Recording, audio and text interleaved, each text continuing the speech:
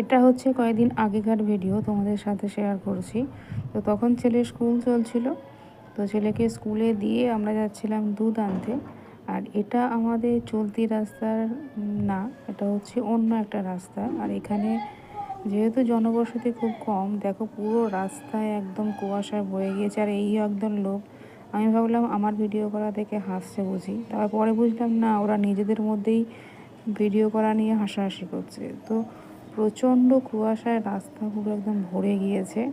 মানে বর তো বলছিল ও সামনে কিছুই দেখতে পাচ্ছে না, এত কুয়াশা। আমাদের এই শহরাঞ্চলে তো দেখাই যায় না। আমি গ্রামের মেয়ে, প্রায় এরকম কুয়াশা দেখি, কিন্তু যেহেতু শহরের লোকালিটি বেশি, এত কুয়াশা দেখতে পাওয়া যায় না। কিন্তু সেদিন যা কুয়াশা দেখলাম, অবাক হয়ে গেলাম। দুদিন আগেই বর বলছিল কুলু মানালি ঘোরার জন্য, কিন্তু আমাদের এখানে এত ঠান্ডা পড়েছে যে কুলু মানালি ঘোরার আমি প্রোগ্রাম পোস্টপন করে দিলাম। কারণ তো এখানে ঠান্ডাতেই পেরে উঠতে পারে। এই দেখো দু সাইডে প্লাস্টিক গার্বেজ একদম ভরে গিয়েছে।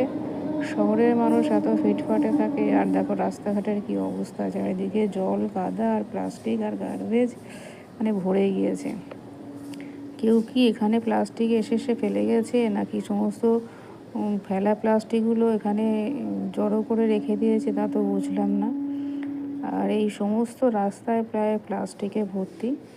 আর অনেকক্ষণ আসার পর এই আমরা লোকালিটিতে ঢুকলাম, মানে এখানে আর কি জনবসতি বেশি আছে, তাই এখানে কুয়াশাটা প্রায় কমেই গিয়েছে। তো এই রকম কুয়াশা ভাবাই যায় না। আর এই যে আমরা যেখান থেকে দুধ আনি, সেখানে অবশেষে চলে এলাম। তো প্রচণ্ড ঠান্ডার মধ্যে তো একবারে হাত পা কেঁপে যাওয়ার মতো অবস্থা। তার উপরে তো দেখতেই পেলে আমার চুলটা পুরো ভিজে গিয়েছে।